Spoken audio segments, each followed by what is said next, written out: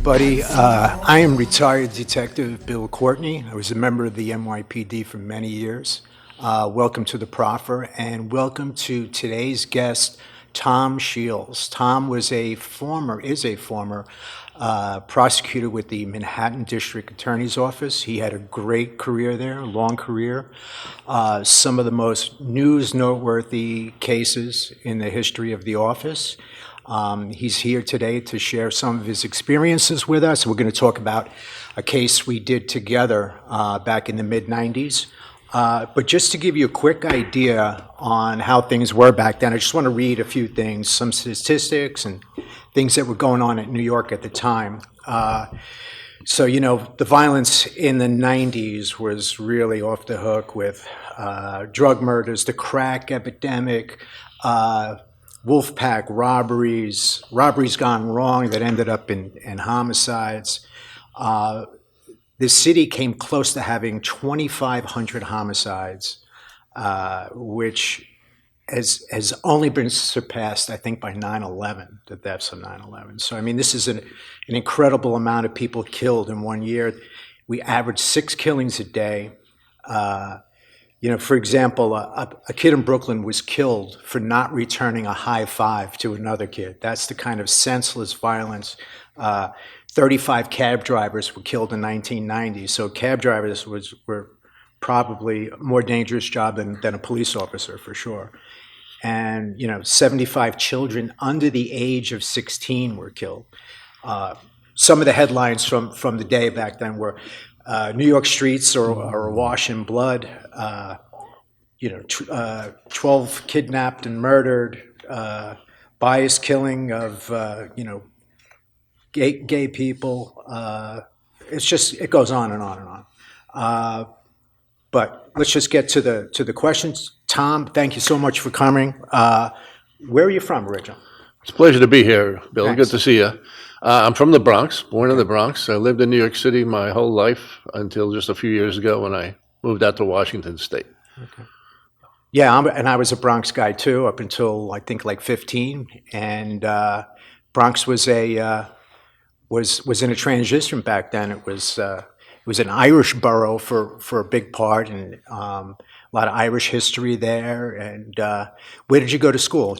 I went to St. Barnabas Grammar School. I went to Stepinac High School up in White Plains, and Manhattan College, which was in the Bronx, oddly, and St. John's University. 20 years of Catholic education. And St. John's was your choice law school? That was my law school, yes. What drove you to, choose that career? What was it about? Well, I graduated from high school in '68, and there was the war was going on in Vietnam, of course, but there was a whole lot of interest generally in public service. The Peace Corps was a big thing at the time, and I always wanted to do some kind of public service. And I used to tell people, I was under the mistaken impression that lawyers help people. So I thought being a lawyer would be a good way to help people. And in fact, that is what happened. Being a prosecutor was the biggest public service that I could imagine doing. So you graduated from law school. What was your first start in the law business? I went directly to the DA's office. I was a paralegal in the DA's office while I was in school. I went to school at night. Okay. And I worked in construction for a while as an engineer. That was my undergraduate degree. And as happens on construction jobs, you get laid off when the job's done. I needed a job, and I saw a note on the board. They were hiring paralegals in the DA's office. I went and interviewed, got the job there, and fell in love with it. And as soon as I got out of school, I went directly there. Yeah, so, I mean, the Manhattan DA's office, this is like the premier prosecution agency in the country. Yes, I mean, you get the best cases. The history is amazing. So you go from paralegal to you walk in and you get that job with the DA's office as a junior prosecutor. You walk in. How does it work? What do you get assigned to? So at the beginning, you're sent into criminal court where they do the less serious crimes, misdemeanors, no more than a year in jail for any particular crime. And they throw you right into the courtroom on day one, not doing trials necessarily, but it could have happened. Some people got trials really quickly. The rest of us were just handling the pretrial appearances on what they call the calendar, Right. and writing up cases when people got arrested. When the cop arrests somebody, they bring them into what was called ECAB, the Early Case Assessment Bureau. Somebody would write up the charges, and those papers would go to court, and somebody would be arraigned. And those are the kind of things we did right from the get-go, and you learn to think on your feet. Yeah. And it was a baptism by fire, you know. You would sink or swim. So Yeah, some of the funniest moments in my life were sitting in, I used to go down and watch the arraignments in night court, waiting for my affidavit to be drawn up or whatever, and it was comedy gold. Oh, and guaranteed. You could tell where somebody sat there and came up with the idea for the show Night Court, because it's just classic and pretty true to the way things were. It's just... There were actually guidebooks for New York City that said, you're looking for a cheap entertainment for the evening, go to night court. And most of the people who were in the courtroom were tourists. Yeah. And they would always come up during the breaks and ask, what's going on with this one, what's going on with that one? They loved it. And yes, exactly. That's how the show got its start, I believe. Right. And it was a different era than what happens these days. Everybody was a character. Absolutely. Every defense attorney, every prosecutor, every judge, they were all crazy. Yes. But everybody felt like they were a team. I mean, even though the defense attorneys were always opposing pretty much everything you wanted to do, everybody felt like they were in it together. Yeah. And as you mentioned, the statistics, you know, the 80s, when crack took off into the 90s, New York was on the brink. Yeah. And we really felt like we were doing something to save the city. Yeah. There's, you know, in the legal field, they talk about the various purposes of sentencing. Right. So rehabilitation, deterrence of an individual or general deterrence, and retribution. And I think what we felt at the time was, as long as we can keep the guys like these off the street for as long as possible, we're doing a service to the rest of the citizenry, because we're protecting them from these predators. And they were predators at the time. Oh, absolutely. And when I was working in Manhattan, which was for most of my career on and off, there were so many cops in court, in the DA's office, drawing up cases, that you ended up sleeping out in hallways on the floor, waiting to be called. You met with the DA, you told them what you had, and they decided to, at that point, whether to bump up the charges, maybe take them down a notch, whatever, discuss the situation, and write up handwrite an affidavit. And then that was turned over to typists. And then after you spoke to the DA, you went back out in the hall and you slept again until you were called by the typist. Yeah. So if you made an arrest at like 8 p.m., you might not get out of there till the following day to close to 8 p.m. Sometimes more than that, sometimes several days. And the more inventive cops brought lawn chairs and coolers. Yeah. Because they knew they were going to be there for a long time. In Brooklyn, we used to bring sleeping bags to the roof of the 84th precinct, nice. And occasionally a six-pack of beer showed up there. Well, I've never seen that happen. I frowned upon it, but it did happen. One of the things you mentioned, the typist, by the way. So we would handwrite a complaint, give it to the pool of typists, and it would come back to us with about 8 mistakes. Right. So we correct those and send it back, and come up with 9 new mistakes. Yes. After a while, we just said to hell with it. Yeah. Let it go the way it is. My favorites, there was a supervisor of the typist. She was awesome. And she'd say, you want to get out of here quick, or you don't care, you want to stay longer? I'm like, yeah. So all the overtime guys said, yeah, I'll stay longer, you know. And one day I came and they were leading her out in handcuffs. Apparently she married like 25 guys, different guys for citizenship. And I think her name was Barbara. And that was the end of Barbara. And we all kind of sad that happened. She was a character. But I think we had talked on the phone about this at one time. All the characters in the lobby of 100 Center Street, criminal court, the guys who were kind of hanging out by the payphones, listening to a mother say, hey, he's in here, they're going to ask for bail, what should I do? And then come over with a card and offer his services, you know, which I'm assuming, was that illegal, or was that... Unethical? A lot of it was unethical. There was one guy who worked for legal aid who was also charging people for his services on top of getting paid by the Legal Aid Society, which was a public defender. So that was a problem. And he also, one particular instance, he was found in the stairwell with a client who was paying him in kind. Nice. She was a prostitute, and he was getting serviced in the stairwell, and he got caught. And like as I said, everybody was a character back then. Right. This guy was a character to start with. It got sent to a judge by who was called Turn 'em Loose Bruce at the time. Yes, yes. Bruce Wright. And it was a trial just in front of the judge, no jury. And the prosecutor put on the case. I don't know what the defense did, but they summed up. The judge reached a verdict. He said, "I find you not guilty. Don't ever do that again." That's great. That's great. But it was like that all the time. Yeah. Well, too, the area around the district attorney's office in Manhattan Criminal Court was a strange place, too. So you had the clash of two cultures. You had Chinatown and you had Little Italy. So we had the best food in the world down there. Oh, yeah. You could go to Woe Hops up until about like 6 in the morning or something like that. And then you had all the places making steamed buns in the morning. We go grab coffee and a steamed bun, walk in to sign in for grand jury, or 24/7 you had the best food. And it was strange, too. You had the Genovese crime family was in the neighborhood. You had a lot of their guys lived on like around Baxter, and they owned a lot of the bars down there, Winnie's and a couple other places. You had Maroofi's was on the corner, right, where the judges would occasionally go to get the cop, right, and drag him back to arraignment. For the arraignments. Yeah. A lot of guys would go at lunchtime, and the DA would tell them, "Come back. I need you at 2 o'clock. Yeah. Don't be late." And they'd come back like schnookered. Yeah. And I mean, today they'd be immediately fired. Oh, in those days, absolutely, they'd give you 2 hours to sober up or something like that.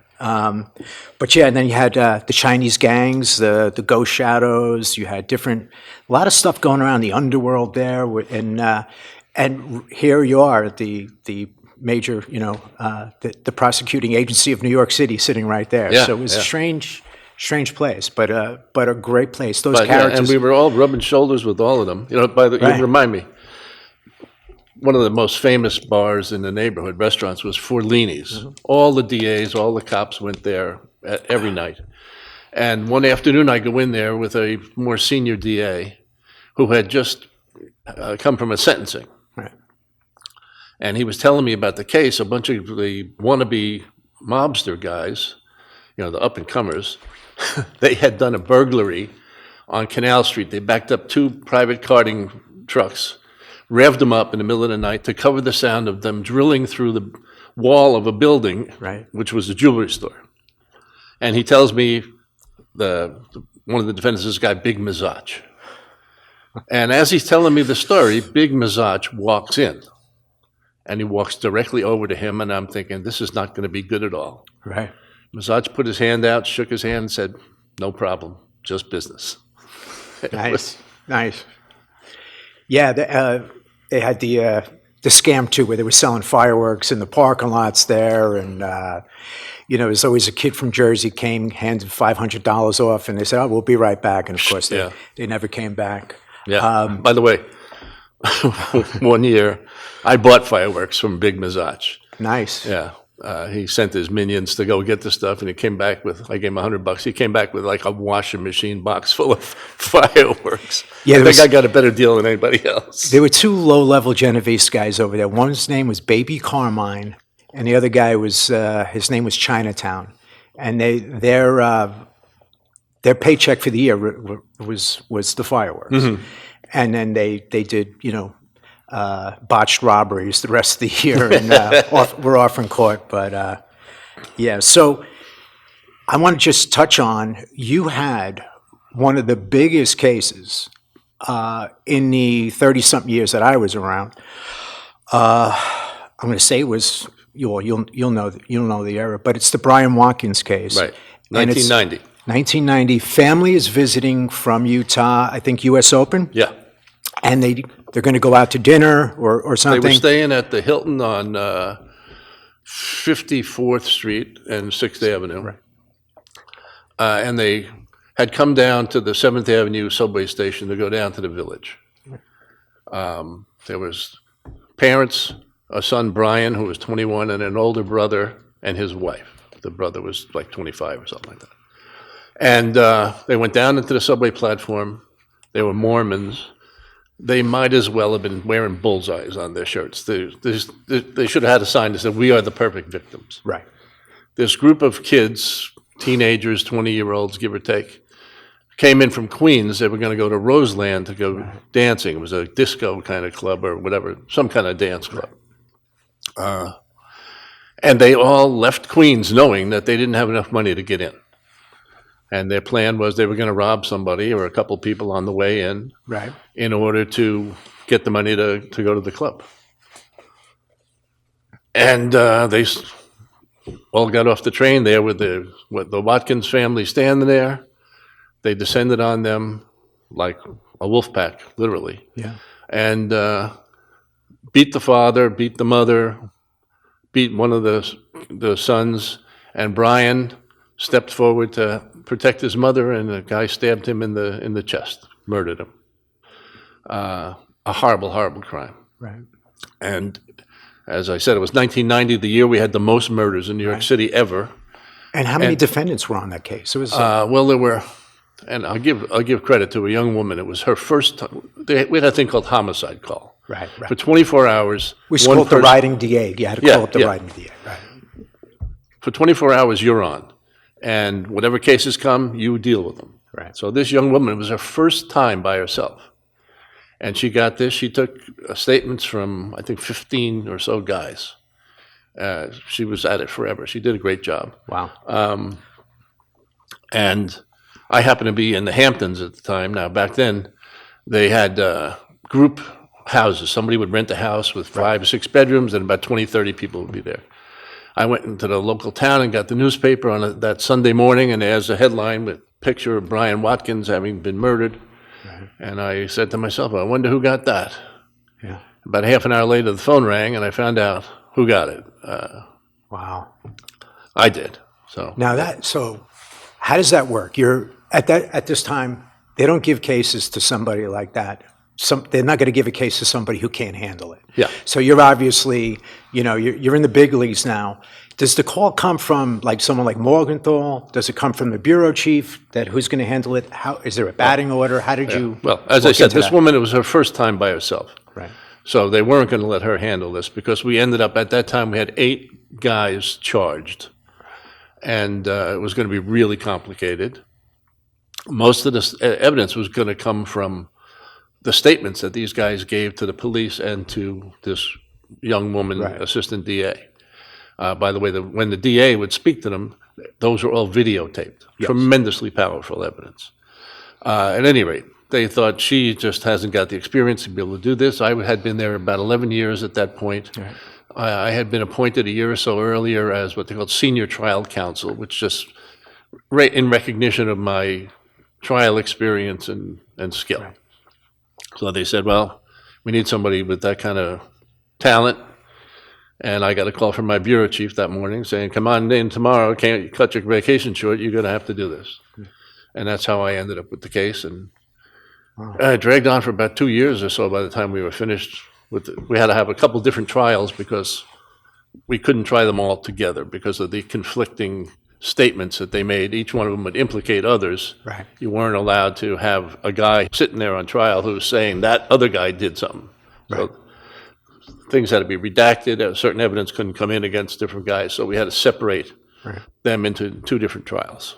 And there's a lot of highs and lows over a 2-year period where you're looking into things and you're like, hey, this is great. This is, this piece of evidence came, that's great. And then we're not allowed to use this because of that. There's so many highs and lows. What is the pressure like with a case like that? I mean, so you have a family of tourists, a family going to, an event that draws, hundreds of thousands of people every year. The city's on the brink of disaster, and this is like the one of the saddest, most senseless crimes you ever seen. The pressure must have been crazy, you know. The pressure was tremendous, but I'll say one thing, you know, you always see in the movies and on these TV shows about the pressure from the brass to solve a crime. Right. I never in my career saw any pressure to do anything but the right thing. Right. Never any, I don't care who you arrest, just arrest somebody so we get this up. Never happened. And do you think a lot of that goes back to the way Morgenthau handled the office too? What did you think of like the leadership in the Manhattan DA's office? Morgenthau was legendary. Yeah. Long before the end of his career, which was 30-something years, 35, I think. He was a legend. And his approach was hands-off as far as that kind of stuff went. Right. He was very involved in the investigative type of crimes, the white-collar kind of stuff. But when it came to street crime, I'm giving this job to the right person, you do what you think is right. Right. And we would, you know, discuss things with our superiors or the bureau chiefs or the deputies or whoever about what do you think about how we handle this or that. But for the most part, it was each one of us had our own district attorney's office. Right. Yeah. Yeah, and I believe that was Judge Torres that presided over it. Judge Edwin Torres, one of the characters, I mentioned everybody was a character. He was at the top of the heap. Now, one thing, he wrote the book Carlito's Way, the Right. movie that came out. and Q&A, which Q&A. also became a movie as There well. there were 3 books, but it was made into 2 movies. Yeah. Q&A had Nick Nolte, and Pacino was in Carlito's Way. And so, and Judge Torres grew up in the barrio for the most part, Right. East Harlem, I believe on Pleasant Avenue, which was home to mostly to, I think the Genovese controlled most of Pleasant Avenue.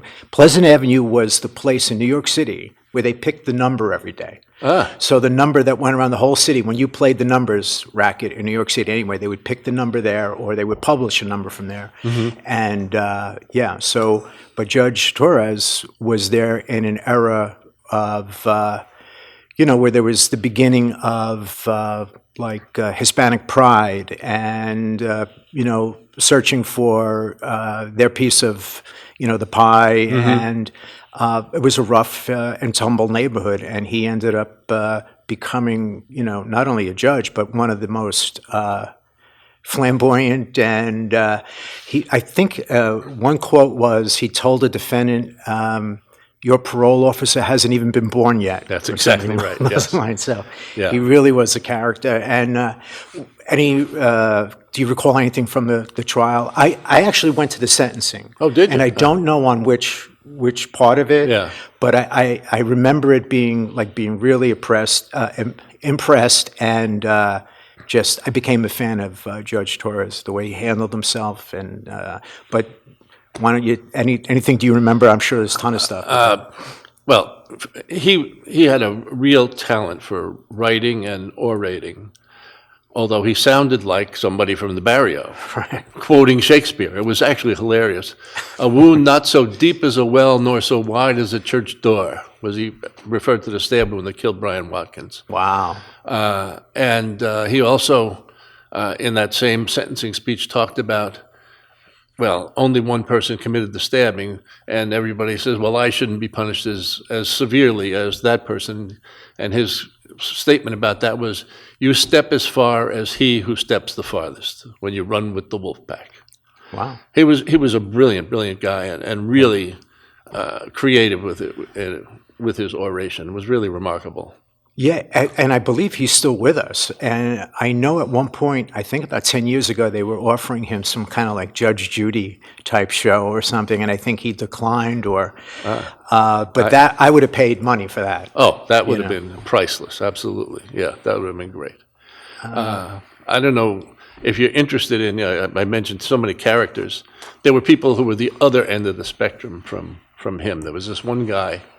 Ben Lander, I believe he's dead, so I don't think there's any problem in saying this, Right. but he was called Booby Lander by most people. He was dumb, Right. D-U-M, dumb.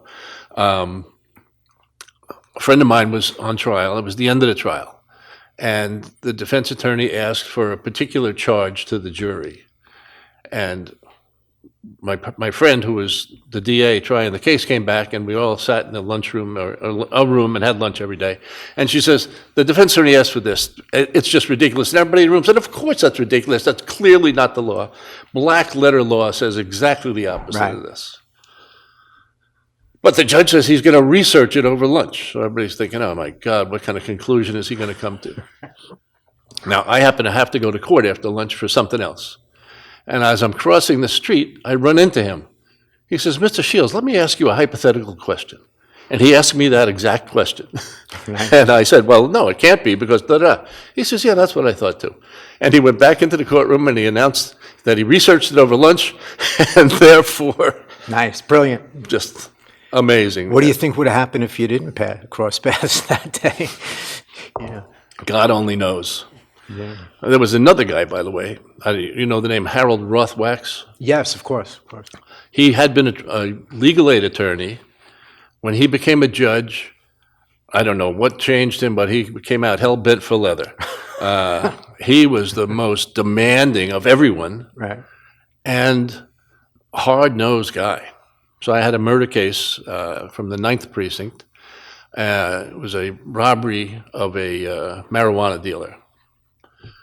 2 guys. They both confessed to me on video after the cops interviewed them. And the judge said, listen, you 2 guys, I want you to go into the back room with your lawyers, watch these confessions that you made, and then come back out and tell me whether you're going to plead guilty or not. I tell you right now, if you plead guilty, I'm going to give you the minimum. I've seen the videos. I know what the evidence is here. If you go to trial, you're getting the maximum. I promise you that. One guy pleads guilty. The other guy insists on going to trial. Right. So during some preliminaries, the judge says to me and the defense attorney, step up, step up. And he says to the defense attorney, you seem like an intelligent young man. Why don't you go back there and tell your client it's in his best interest for him to plead guilty and get the minimum sentence? He said, Judge, you see that book he's got in front of him? That's the Bible. He believes that God is on his side. And Judge Rothwax, without missing a beat, said, tell him if God was on his side, the case would not have been sent to me. Oh, wow. That's what it was like back then. It was a and this is on the record, of course. No, it wasn't on the record. Because I was going to say, back then, a lot of that it stuff. It certainly could have been him. But. Yeah, that is great. That's great. Hey, we had a case together, kind of strange, very simple case, but a strange case. A retired New York City police officer named Paul Ruin was in Greenwich Village and somehow or another got into a road rage situation with a guy from Brooklyn, and they had one of these like little car chases, which ends in Chelsea in the 10th Precinct, and the victim approaches the car, angry, there's threats made, and Ruin exits the car, fires some rounds. I don't think he even exited the car. I think he shot at him from inside the car, but yeah. And then got out afterwards, or yeah, he emptied it. He didn't empty his gun. He fired it till it jammed. Yeah. So I'm in the 10th squad at the time. I had just gotten transferred there. The unit I was in was disbanded, and we had to do a short time waiting to regroup. And I ended up in the 10th squad, and so here I am. Brand new in the precinct, and I get a case with a retired cop. So it's the last thing I want to be involved in. Oh, yeah. You know, who wants... Everybody. Right. And, you know, when I got to the scene, the cop had Ruin in the back of an ambulance, and the cop goes, he wants to go to the hospital. He's not feeling too good, and gives me the wink, you know. So he's doing what cops would do in a traumatic situation, is asked to go to the hospital and whatever. Yeah. Now, that right is not afforded to civilians, and technically he was a civilian. But anyway, he is removed to the hospital, and witnesses are now interviewed. A lot of them, I think, started out in the street, and, you know, it's their recollection is you know, some shouting, I think, and shots being fired. And they did not make it appear that Mr. Ruin was in any real danger at the time. Right. And so now here I am. I have to arrest a retired member of the service. I'm not happy at all, and we end up down in your office. And now take it from your side. Well, Oh, by the way, I went to the autopsy, and I always had trouble saying the pathologist's name. Flomenbaum, was that it? Flomenbaum. Flomenbaum. Okay. He was great. He was Yeah. one of the best guys, and they are some of the best guys generally, but he was one of the best of the best. Yeah. So, anytime the police shoot somebody on duty, we are required to investigate it and present the evidence to the grand jury for them to determine whether or not it was a justified shooting. Right. And there was sort of an assumption that a on-duty shooting, you were presuming that it was justified unless there was some indication otherwise. Right. And, of course, it was always difficult to prosecute a cop, because we're all on the same team, sort of, but we did the right thing in every one of these instances.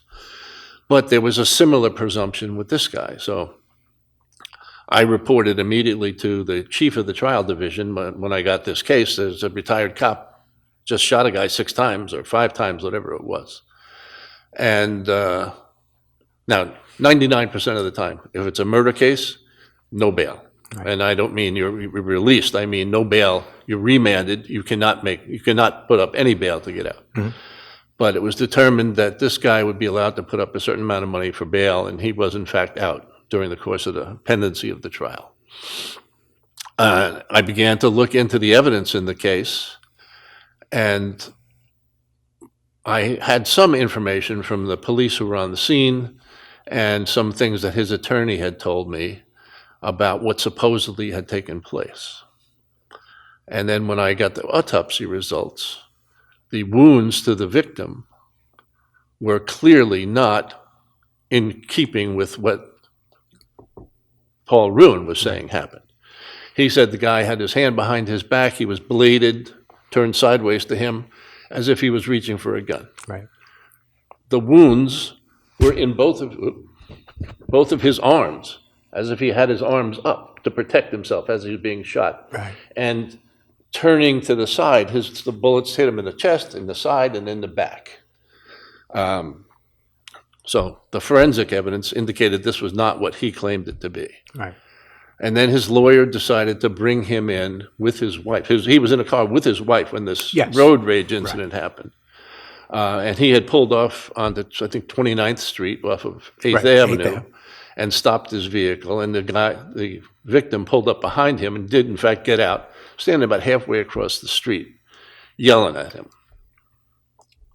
And that's when Ruin rolled down the window and shot him. Right. So his lawyer decided to bring him into my office for a proffer of what he would say if he was going to testify, and for me to evaluate whether or not he should be charged or whether, in fact, it was a justified shooting. Right. And everything that he said to me made it more obvious that he was guilty, and I didn't want to be prosecuting a cop. Nobody wanted to be prosecuting a cop, or a retired cop. Right. But he made it up clear that he was just a hothead himself, that was probably responsible for what had happened, certainly at least as much as the other guy. We knew the other guy did not have a gun, and he made 2 or 3 different statements about what had taken place. And then his wife came in and gave me a statement as well, and it contradicted what he said. Right. So, I mean, he was saying things. Well, what did your wife say when such and such happened? I don't listen to that woman. I'd never get out of the house if I paid attention to half of what she said. Whew. Right. So, and it was, and I know these guys. I know what these people. I know these people. I know what these people are like. Right. It was bad, and right. And I think that they probably looked at the evidence and saw that the victim, was a pretty bad guy. Well, the victim was a terrible guy on a rap sheet, like robberies and assaults and things like that. So, and he was at the autopsy, he had active cocaine in his system and the byproducts of having had cocaine in his system previously. So he was high and had been using cocaine for a long time. So he was certainly no angel. Right. But We don't get to shoot people for that. Right. And the witnesses, by the way, this was the most amazing thing. There were 3 witnesses who saw the entire event. Were they from like FIT or something? They were all fairly young. 2 of them were going to FIT, yes. One of them was coming around the corner, having moved from the Midwest the day before. Welcome to New York. And the other one was in a taxi cab arriving in New York from Georgia when she saw what happened. It was an amazing group of people. Yeah. And Ruin's attorney was a famous defense attorney named Ben Brofman. And Ben had a lot of big cases over the years, from mobsters to, I think he's representing Puff Daddy now on his latest problems. He represented him when he and Jennifer, what's her name? Lopez, when they got arrested with guns in a car. Yeah. There was a club, I think, who had that case from Midtown South? Joe Sweeney, I think, had that case.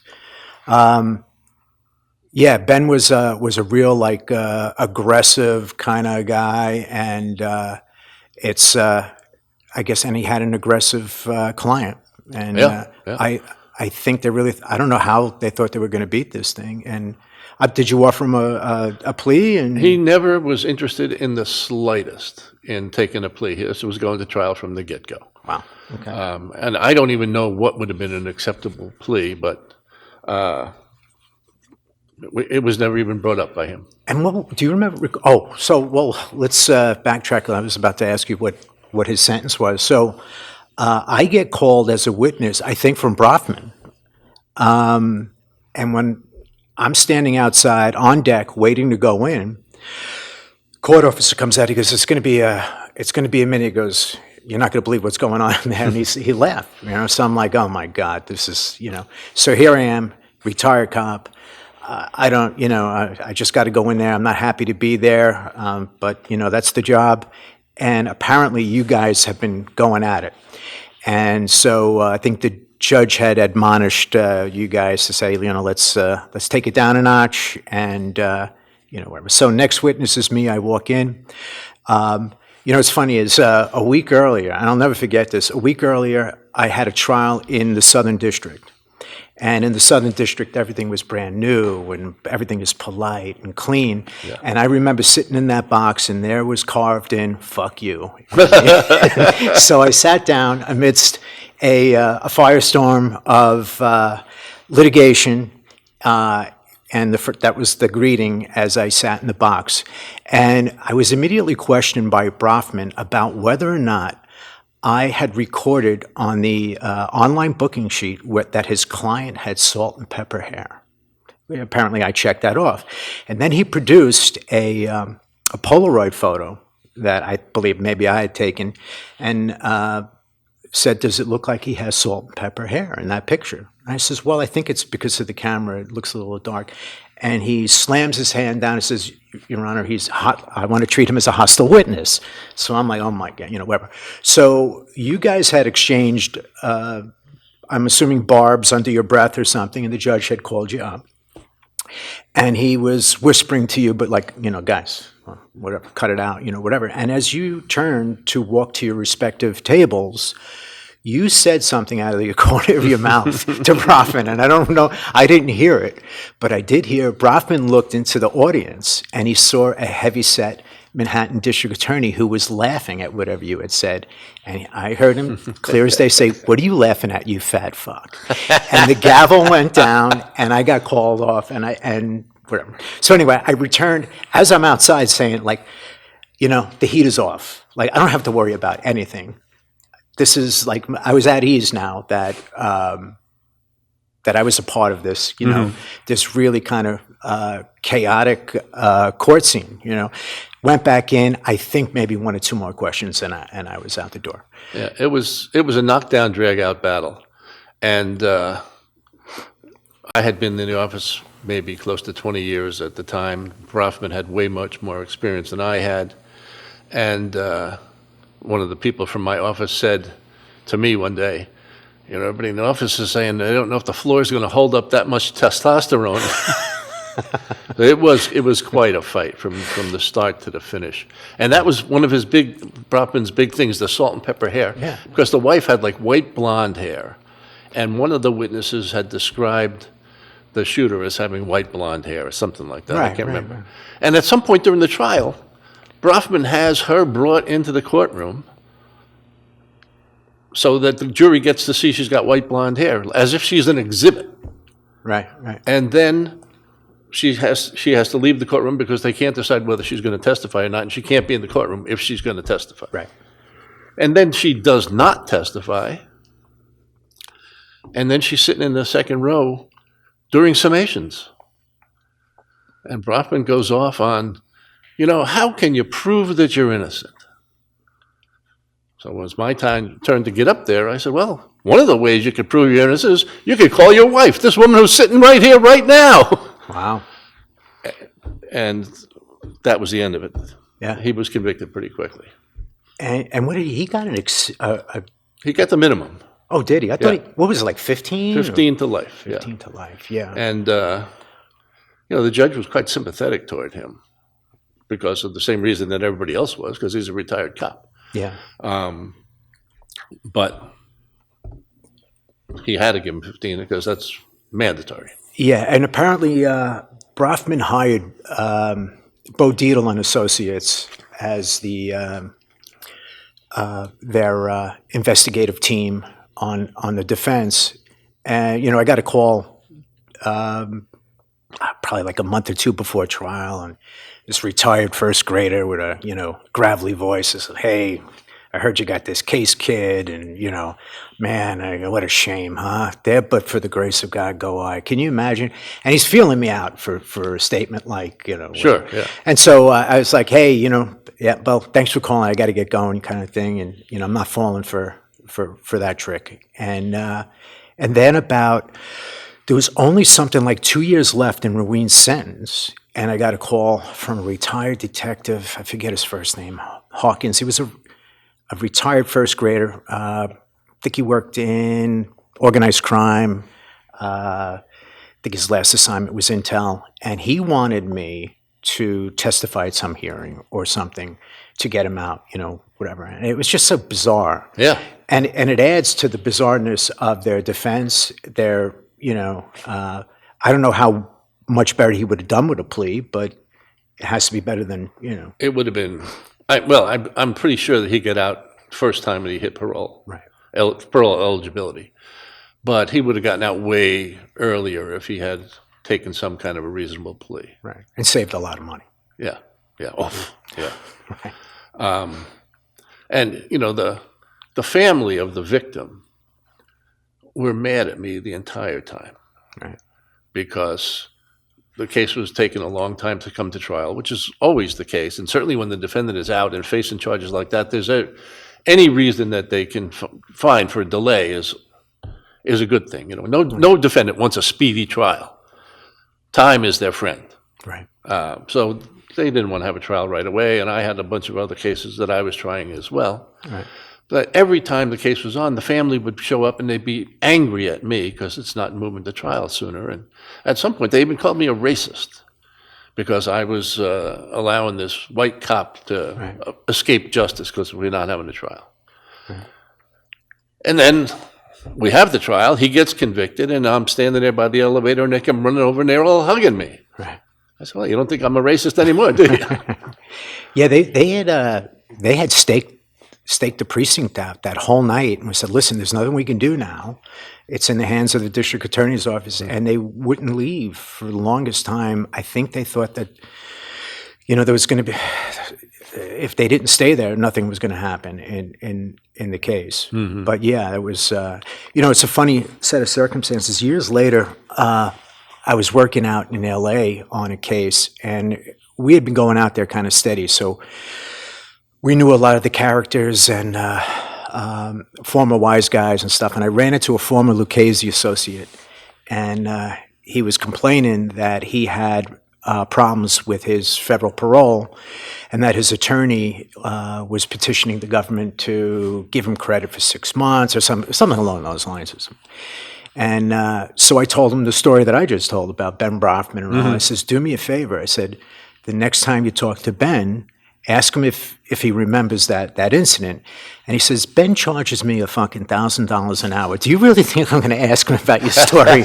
And so that was pretty funny, and I guess a testament as to how much that bill might be for people who have long-term cases. Oh, yeah. And the wife's family had some big men's clothing company in Manhattan, and that's where the money for the fee came from.